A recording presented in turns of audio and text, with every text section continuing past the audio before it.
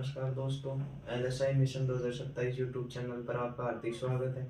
जैसा कि हमने पिछले वीडियो में बात किया था, वो किया था ट्रोपोनिन के प्रकार। और आज जो हम बात करेंगे वो करेंगे अडर की, यानी कि आयन।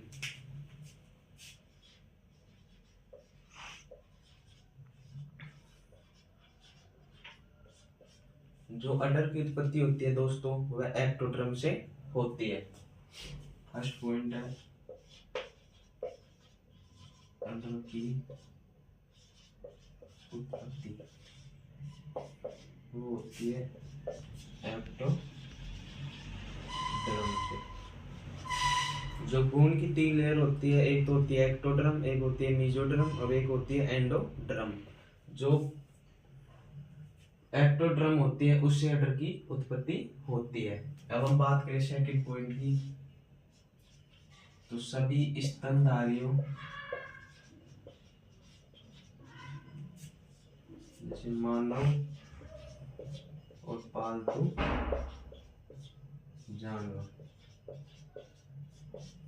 इन सभी में स्तन ग्रंथियां पाई जाती है। ग्रंथियां पाई जाती है, यानी कि बच्चे को दूध पिलाती है।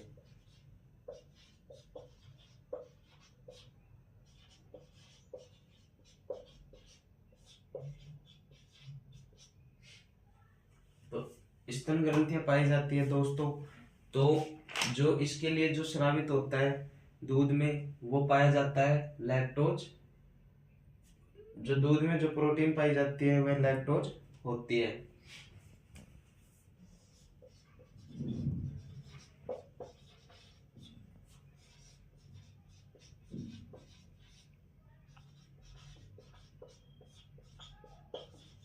अब जब लैक्टोज होगा दूध में, तो इसको पचाने के लिए लैक्टोज एंजाइम भी पाया जाता है।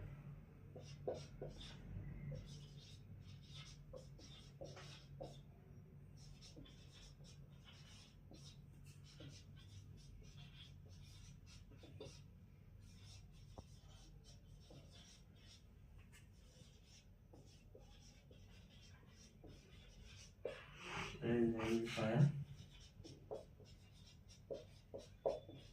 जाता है, यानी कि अडर की जो उत्पत्ति होती है वह एक्टोड्रम से होती है। सभी स्तनधारियों जैसे मानव पालतू जानवर हो गए, उसमें स्तन ग्रंथियां पाई जाती है। स्तन ग्रंथियां यानी कि दूध में जो पाया जाता है वह लैक्टोज पाया जाता है, और लैक्टोज को जो पचाने के लिए एंजाइम होता है वह लैक्टोज एंजाइम पाया जाता है। अब हम बात करें पक्षियों की, तीसरे नंबर पॉइंट की। अब हम बात करें पक्षियों में, तो बर्ड्स, चिकन आदि जितने भी पक्षियों की प्रजाति है वो आती है। तो इनमें जो होती है वह स्तन ग्रंथियां एब्सेंट होती है, यानी कि मेमोरी ग्लैंड एब्सेंट होती है, ग्रंथियां नहीं पाई जाती है। जब स्तन ग्रंथि नहीं पाई जाएगी दोस्तों, तो लैक्टोज भी नहीं पाया जाएगा, यानी कि उसमें मिल्क नहीं बनता है स्तन, यानी कि पक्षियों में। तो पक्षियों में स्तन ग्रंथि नहीं होगी तो लैक्टोज भी नहीं होगा, और जब लैक्टोज नहीं होगा तो लैक्टोज एंजाइम भी नहीं पाया जाता है, यानी कि इसमें जो लैक्टोज होता है वह एब्सेंट होता है। तो लैक्टोज एब्सेंट होएगा तो लैक्टोज एंजाइम भी एब्सेंट, लैक्टोज एंजाइम भी नहीं पाया जाता है।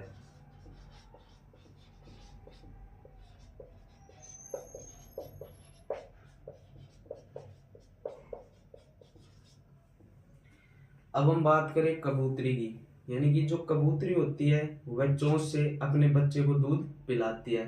अब आप कहोगे कि सर पक्षियों में तो जो होती है वो स्तन ग्रंथि नहीं पाई जाती है, तो कबूतरी होती है वो क्यों, जो अपने बच्चे को दूध चूस के द्वारा पिलाती है। जो कबूतरी होती है दोस्तों, जो दूध पिलाती है वह क्रॉप मिल्क होता है। तो क्रॉप मिल्क होता है, वह अपने बच्चे को जो पिलाती है वह क्रॉप मिल्क पिलाती है। जो क्रॉप होता है वह ईसोफेगस का फूला हुआ भाग होता है, वो ट्रू मिल्क नहीं होता है। तो ये फोर्थ पॉइंट की बात करें, कबूतरी चोंच के द्वारा बच्चे को दूध पिलाती है। तो जो वो दूध पिलाती है वह क्रॉप मिल्क होता है।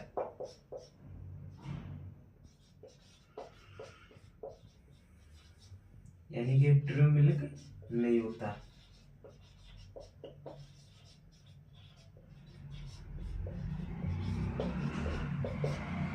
जो क्रॉप होता है दोस्तों, ये क्या होता है, यह ईसोफेगस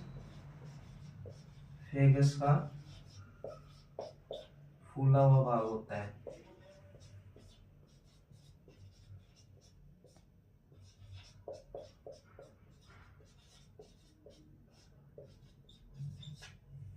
अब हम बात करें दोस्तों 5 नंबर पॉइंट की, तो वह है अयन से दूध के निर्माण की इकाई।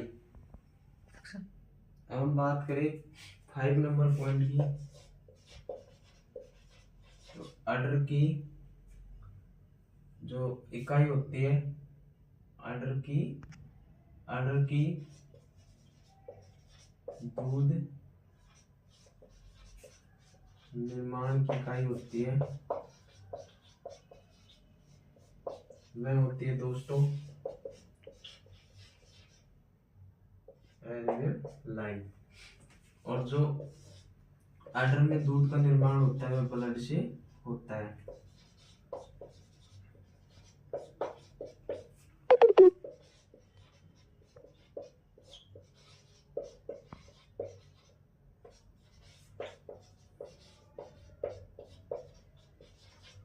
अब हम बात करें कि ब्लड यानी कि दूध का निर्माण ब्लड से कैसे होता है, तो 7 नंबर पॉइंट की, जब अडर में 500 ml मिल्क यानी कि 500 ml ब्लड गुजरता है तब 1 ml मिल्क का निर्माण होता है। यानी कि अडर से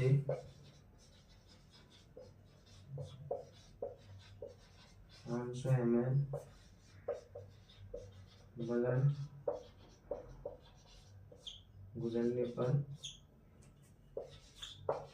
1 ml मिल्क का दूध का निर्माण होता है। जब ब्लड से 5000 लीटर ब्लड गुजरेगा तब 1 लीटर दूध का निर्माण होएगा। यानी कि अब इसके रेशियो की बात करें तो इसका रेशियो होता है 500:1।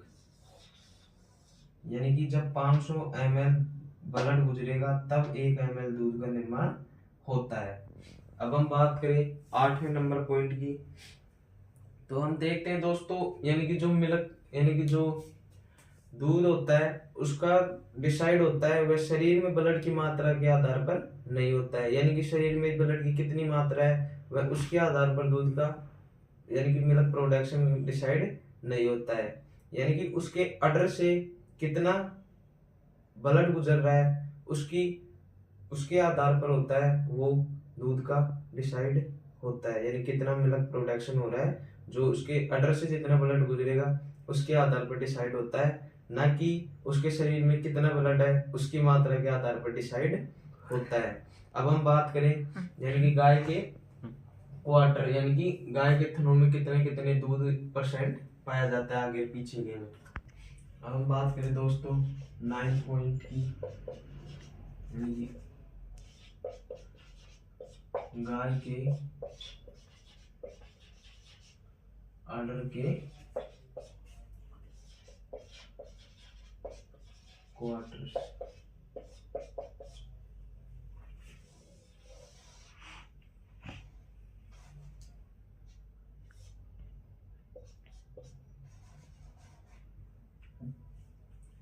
तो गाय के क्वार्टर्स की आर्डर के क्वार्टर्स की बात करें तो मान लीजिए ये आर्डर हो गया।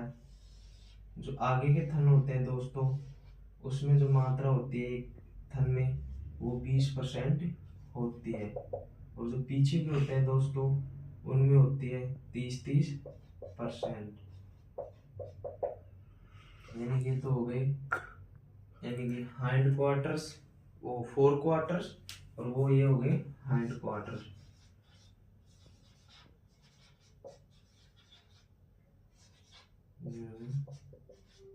Hind quarters. अब इनकी बात करें, यानी कि अडल्ट में मिल्क का रेशियो।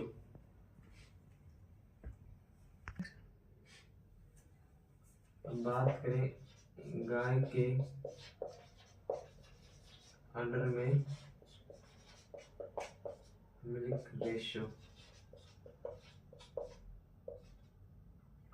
अब बात करें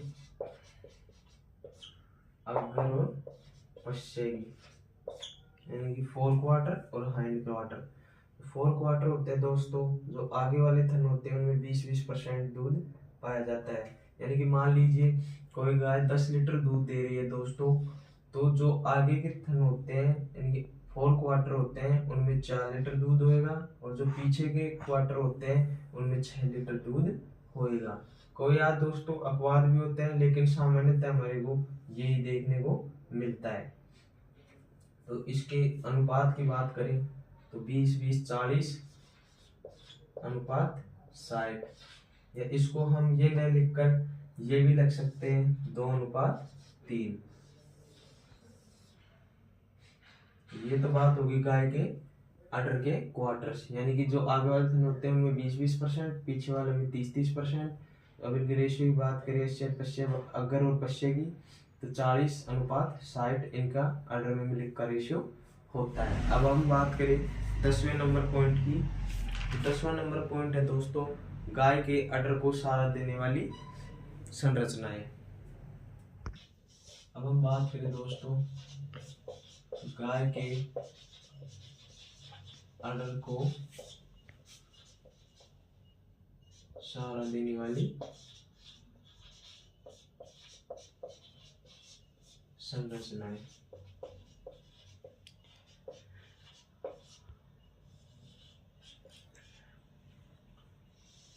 तो ये दोस्तों ये तो हो गया गाय का अडर।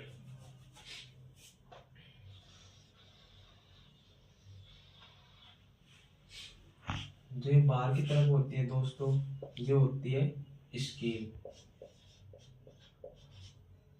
और यहाँ पर होती है दोस्तों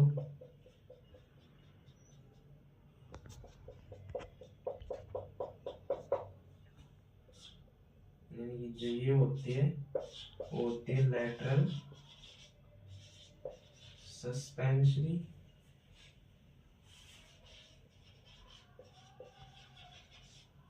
लिगामेंट।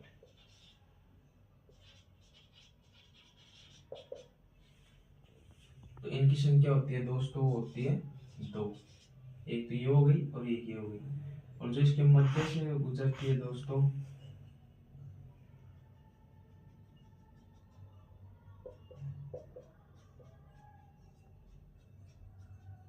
उसे हम कहते हैं मिडल सस्पेंसरी लिगामेंट।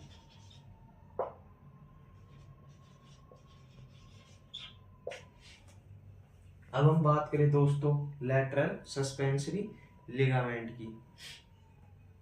जो लैटरल सस्पेंसरी लिगामेंट होता है तो इसकी संख्या होती है दोस्तों वो 2 होती है। तो यहाँ पर लिख लेंगे दोस्तों नोट लगा करके लैटरल सस्पेंसरी लिगामेंट की बात करें तो इनकी संख्या होती है दोस्तों तो जो होती है 2, और ये क्या कार्य करती है, तो ये अडर को यानी कि साइड से सहारा देने का कार्य करती है।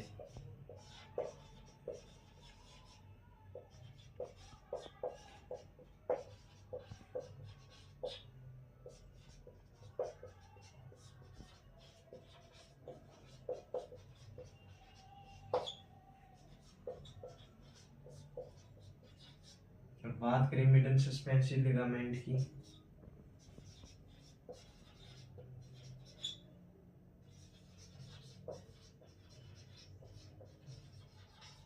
मिडल सस्पेंसिव लिगामेंट की बात करें दोस्तों, तो यानी कि ये मिड से गुजरता है, यानी नीचे से मिड से गुजरता है।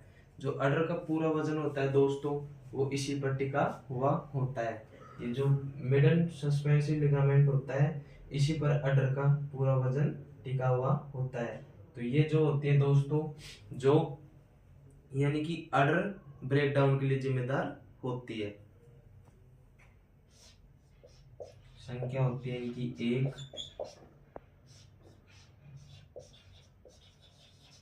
अडर का पूरा वजन इसी पर टिका रहता है, और ये होती है जो मिल्क ब्रेकडाउन के लिए जिम्मेदार होती है।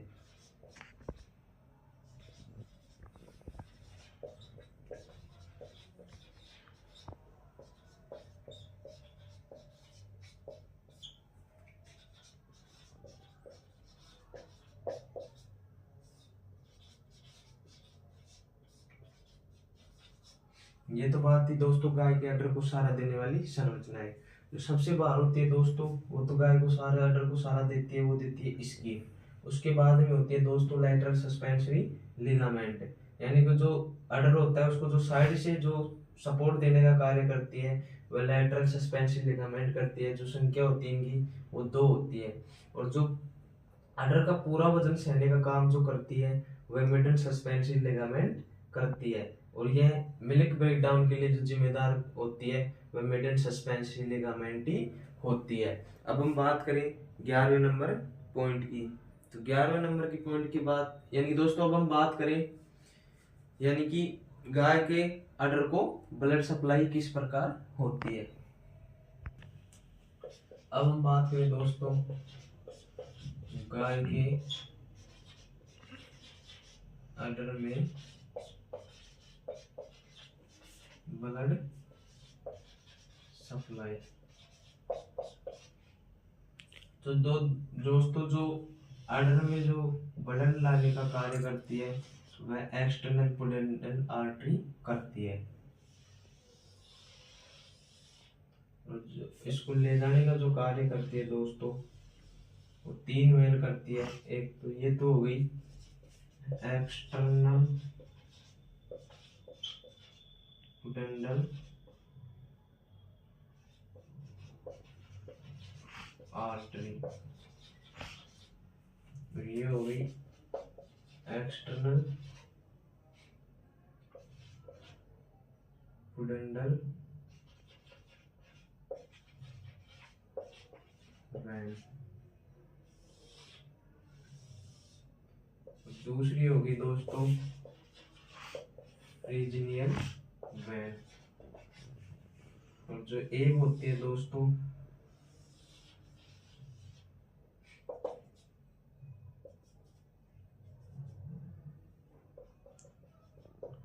वो हो गई सब क्यूटामेजस एब्डोमिनल वेन, यानी कि जो एक्सटर्नल पुडेंटल आर्टरी होती है वो दोस्तों यानी कि जो अडर होता है उसको ब्लड सप्लाई देने का कार्य करती है, इसलिए इसे दोस्तों मेमोरी आर्टरी भी कहते हैं। अब जब यानी कि अडर में जो ब्लड आ रहा है तो ये ऐसा तो है नहीं दोस्तों कि वो अडर में ही रह जाएगा, वो बाहर भी जाएगा, तो उसको जो बाहर ले जाने का कार्य करती है वो वेन करती है। तो एक तो होती है एक्सटर्नल पुडेंटल वेन, और एक होती है पेरिनियल वेन, और एक होती है सबक्यूटामेजम एब्डोमिनल वेन। तो ये दोस्तों जो वेन होती है वह मोटी होती है, यानी कि जो सबक्यूटामेजम एब्डोमिनल वेन होती है वह जितनी ज्यादा फूली होएगी दोस्तों उस गाय में मिल्क प्रोडक्शन उतना ही ज्यादा होएगा। बात करें एक्सटर्नल पुडेंटल आर्टरी की, तो अडर को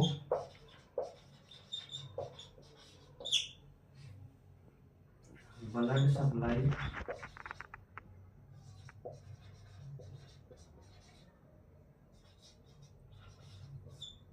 करने का कार्य करती है,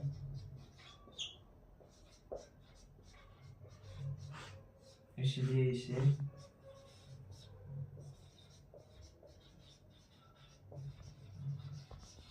मेरी आर्टरी भी कहते हैं।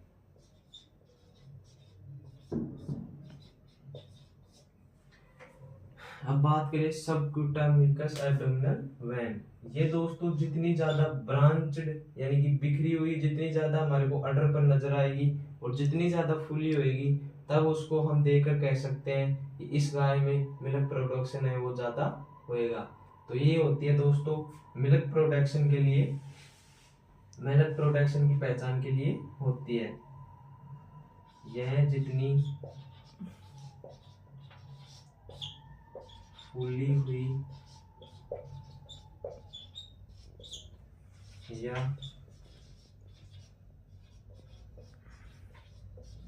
ब्रांच्ड होती है,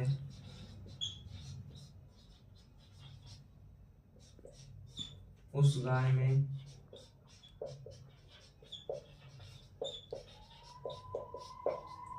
मिल्क प्रोडक्शन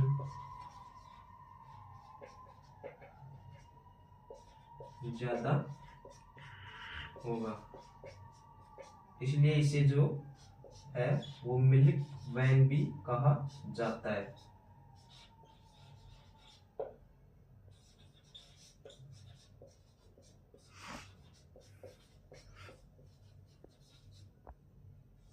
तो ये जो सर्कस चल रहा था दोस्तों, वो गाय के ब्लड सप्लाई का, गाय के अडर में ब्लड सप्लाई की बातें हो रही थी। यानी कि जो अडर में जो ब्लड लाने का जो कार्य कर रही है दोस्तों, वो अडर पुडेंडल एक्सटर्नल पुडेंडल आर्टरी कर रही है।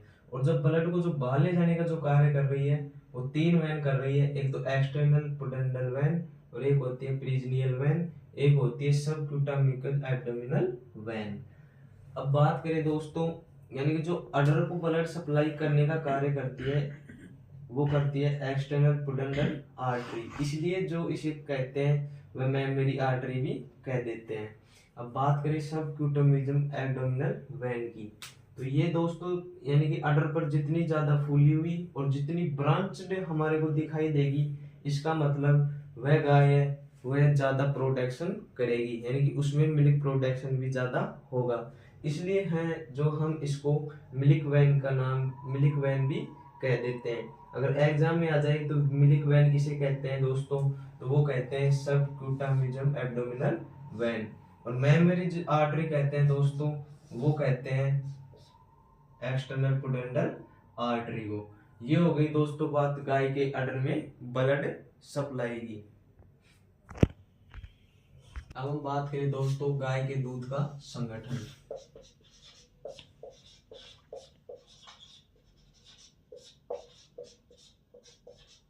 Composition of milk. जो इसमें पानी होता है दोस्तों गाय के दूध में या भैंस के दूध में, तो वो होता है दोस्तों 87%। और जो ठोस पदार्थ होता है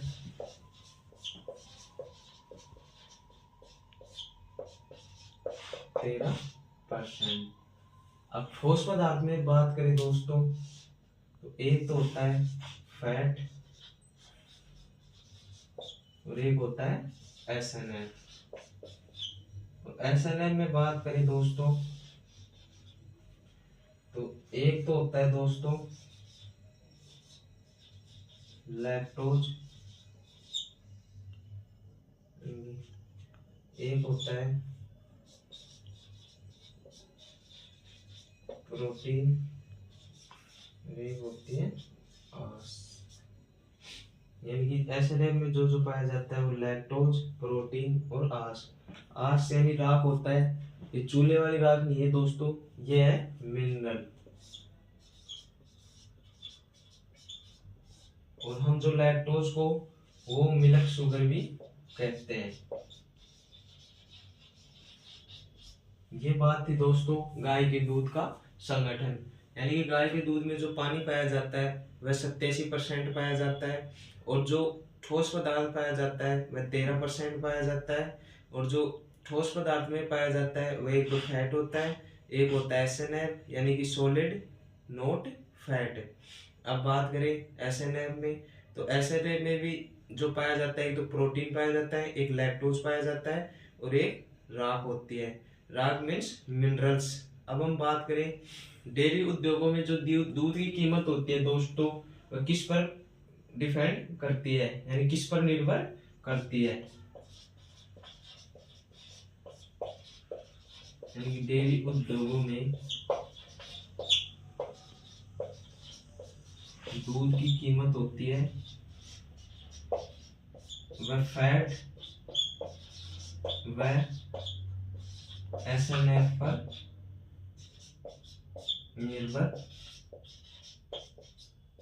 करती है। अब हम बात करें दोस्तों मिल्क प्रोटीन की, जो इसमें होता है दोस्तों, यानी कि एक तो होता है केसिन प्रोटीन,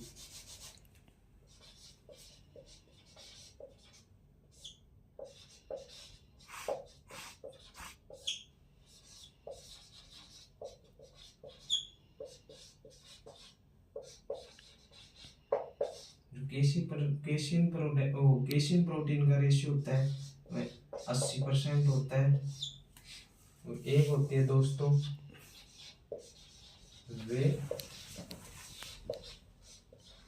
प्रोटीन, इसका रेशियो होता है दोस्तों वो होता है 20%। अब वे प्रोटीन के एग्जाम्पल की बात करें तो एक तो होता है दोस्तों गामा लैक्टो एल्बुमिन, और एक होती है दोस्तों बीटा लैक्टो ग्लूटामिन, यानी कि जो मिल्क में जो प्रोटीन पाई जाती है, एक तो पाई जाती है दोस्तों केसिन प्रोटीन जिसका रेशियो होता है यानी कि 80%, और दूसरी पाई जाती है वे प्रोटीन का रेशियो होता है 20%।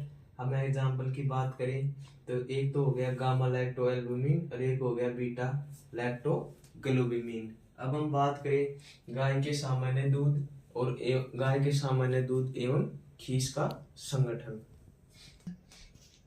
अब हम बात करें दोस्तों गाय का सामान्य दूध एवं खीस कोलेस्ट्रॉल का कंपोजिशन यानी संगठन। तो इसकी हम एक टेबल के माध्यम से देखें दोस्तों, इंडेक्स गाय का सामान्य दूध और खीस के बारे में। जो दोस्तों जो गाय के सामान्य दूध में जो पानी की मात्रा पाई जाती है, पहला पॉइंट है पानी, वो पाया जाता है दोस्तों यानी कि 87%, और जो खीस में पाया जाता है दोस्तों वो पाया जाता है 76%। अब हम बात करें सेकंड पॉइंट की दोस्तों, ठोस पदार्थ। इसमें ठोस पदार्थ पाया जाता है दोस्तों 13% और इसमें पाया जाता है दोस्तों 24%। अब हम बात करें ठोस पदार्थ में सबसे पहले प्रोटीन की। जो ठोस में जो प्रोटीन पाई जाती है दोस्तों, यानी कि गाय के दूध में जो प्रोटीन पाई जाती है वह 3.2% पाई जाती है, और जो खीस में जो प्रोटीन पाई जाती है दोस्तों वो पाई जाती है 14.3%।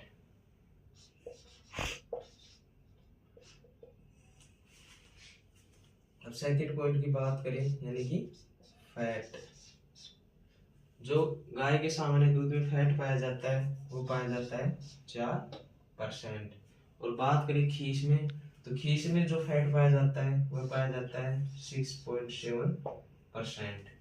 अब हम बात करें दोस्तों आस यानी वो लैक्टोज की, सॉरी, तो गाय के जो सामान्य दूध में लैक्टोज पाया जाता है वो पाया जाता है 4.9%। और बात करें दोस्तों यानी कि खीस में लैक्टोज की परसेंट की, तो खीस में जो लैक्टोज पाया जाता है दोस्तों वो 2.7% पाया जाता है। अब हम बात करें आस यानी मिनरल्स की, तो गाय के सामान्य दूध में जो मिनरल्स पाए जाते हैं वह 0.7% पाए जाते हैं। और जो खीस में पाया जाता है दोस्तों वो 1.1% पाया जाता है। तो ये दोस्तों पूरे जो सामान्य दूध है उसकी बात नहीं हो रही है, जो 13% है उसमें जो है वो प्रोटीन, फैट, लैक्टोज और ये मिनरल्स इतने इतने परसेंट पाए जाते हैं। यानी कि जो गाय के दूध में, सामान्य दूध में पानी पाया जाता है वह पाया जाता है 87%, और जो ठोस पदार्थ पाया जाता है वो पाया जाता है 13%, और खीस में पाया जाता है 24%। और गाय के सामान्य दूध में जो प्रोटीन पाई जाती है वह 3.2% पाई जाती है, और खीस में 14.3% पाई जाती है। फैट होता है दोस्तों गाय के दूध में होता है, सामान्य में वो 4% होता है, और खीस में 6.7% होता है। और बात करें लैक्टोज की, तो लैक्टोज यानी कि सामान्य दूध में जो लैक्टोज पाया जाता है वह 4.9% पाया जाता है, और जो खीस में पाया जाता है वो 2.7% पाया जाता है। अब बात करें आस यानी मिनरल्स, तो मिनरल्स जो गाय के सामान्य दूध में पाए जाते हैं वह 0.7% होते हैं, और खीस में होते हैं 1.1%। हम बात करें दोस्तों यानी कि भैंस के दूध का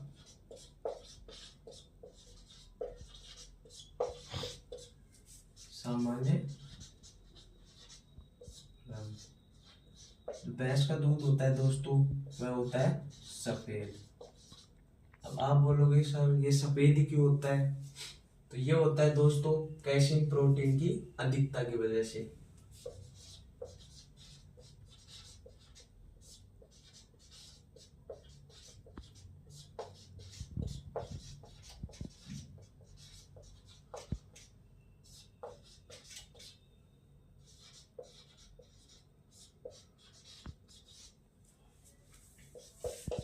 अब बात करें गाय के दूध का सामान्य रंग, तो गाय के दूध का सामान्य रंग होता है वह पीला होता है। किसके कारण होता है दोस्तों, तो ये होता है बीटा कैरोटीन की वजह से।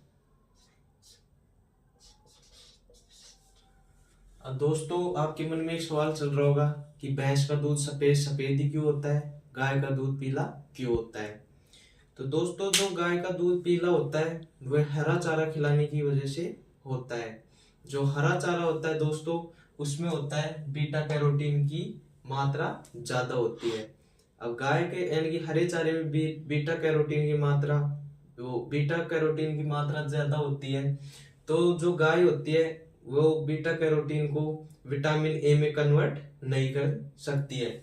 इस कारण इसके जो दूध का रंग होता है वह पीला होता है। और जो भैंस होती है दोस्तों वह बीटा कैरोटीन होती है, उसको विटामिन ए में कन्वर्ट कर देती है। इस कारण होता है दोस्तों वह भैंस का रंग, वो भैंस के दूध का रंग होता है वह सफेद होता है, और गाय के दूध का रंग होता है वह पीला होता है। अब हम बात करें यानी कि मिल्क का सामान्य पीएच। अब बात करें गाय और भैंस की, जो गाय के मिल्क का सामान्य पीएच होता है वह 6.4 से 6.6 होता है, 6.6 से 4 से 6.6 होता है। और बात करें दोस्तों भैंस के मिल्क का सामान्य पीएच, तो वो होता है 6.7 से 6.8।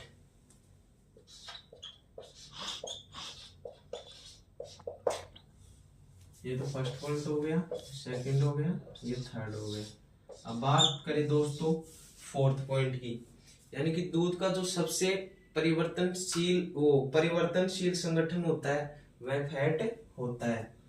यानी कि दूध का सबसे परिवर्तनशील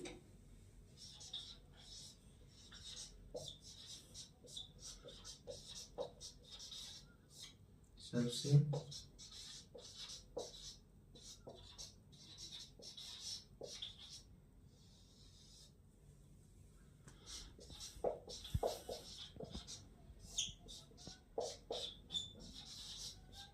फैट होता है।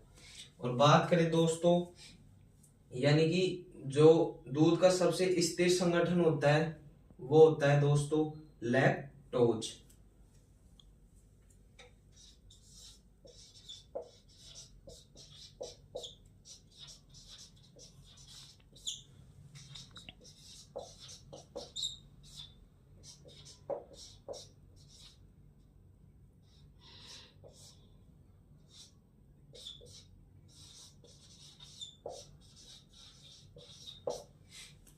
बात करें दोस्तों 6 नंबर पॉइंट की, यानी कि नोट लगा के लिख लेंगे लैक्टोज।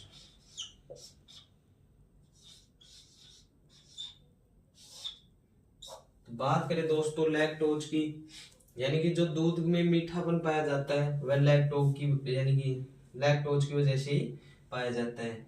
यानी कि एक तो दूध का मीठापन, तो गाय यानी कि दूध का जो मीठापन होता है वह लैक्टोज की वजह से होता है। और दूसरी बात करें तो इसे मिल्क शुगर भी कहते हैं।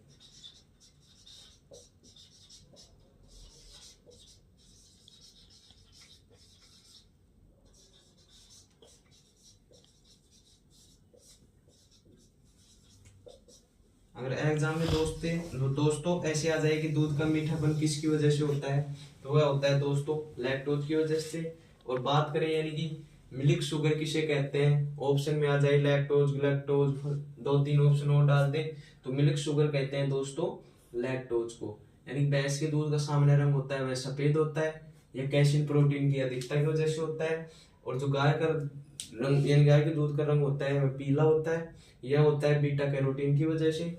और बात करें मिल्क की सामान्य पीएच की, तो गाय के दूध का मिल्क का पीएच होता है वो 6.4 से 6.6 होता है। और भैंस का होता है दोस्तों वो होता है 6.7 से 6.8। और जो दूध का सबसे परिवर्तनशील संगठन होता है वह होता है फैट। और बात करें सबसे स्थिर संगठन वह होता है लैक्टोज। अब लैक्टोज की बात करें तो यानी कि दूध में जो मीठापन पाया जाता है वह लैक्टोज की वजह से पाया जाता है, और इसे मिल्क शुगर भी कहते हैं। अब बात करें एक पॉइंट और है दोस्तों, अब बात करें दोस्तों दूध का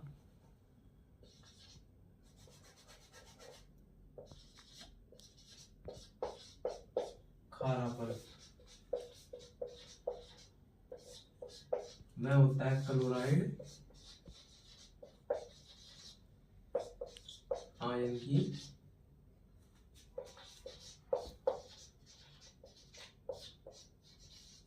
वजह से। अगर दूध में खारापन है दोस्तों तो वह मैस्टाइटिस डिजीज को इंडिकेट करता है। यानी कि अगर दूध में खारापन है तो मैस्टाइटिस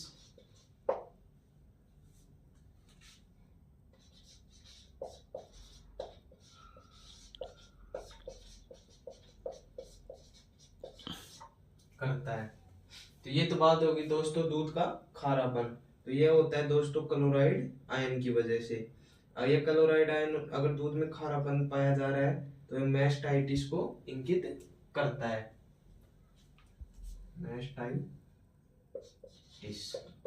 को इंगित करता है। तो ये तो बात हो गई दोस्तों अपना तीसरा चैप्टर था उसकी। अब हम जो नेक्स्ट चैप्टर पढ़ेंगे वो अगला पढ़ेंगे दोस्तों कल। तो इसी के साथ बने रहिए हमारे YouTube चैनल LSI मिशन 2027 पर। मैं गारंटी के साथ कहता हूं दोस्तों आपको जब ये चैनल पर वीडियो देखोगे तो आपको काफ़ी यानी कि इंटरेस्ट बनेगा, जिससे आपको काफ़ी फायदा होएगा। ये यूनिवर्सिटी एग्जाम में नहीं दोस्तों, आपको यानी कि जो मेन एग्जाम होता है उसमें भी आपको काफी क्वेश्चन देखने को मिलेंगे। ठीक है दोस्तों, धन्यवाद।